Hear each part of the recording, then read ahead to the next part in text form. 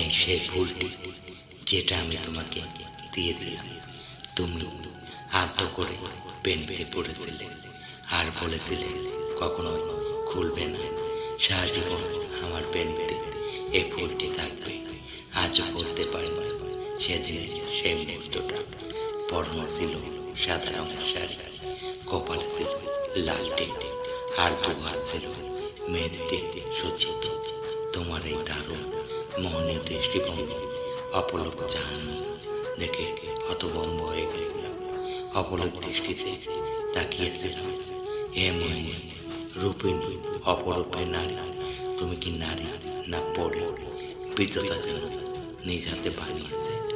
আমার এখন জানতে ইচ্ছা করে তুমি কি নারী না পড়ে? কতদিন দেখি না তোমায়। কেমন আছো তুমি? কি আগের মতো আছো নাকি বদলে গেছে? হয়তো কোনোদিন জানতেও পারবা না। তারপর দূর থেকে বলবো তুমি ভালো থাকো, সুস্থ থাকো। ভালো থাকো তোমার বর্তমান।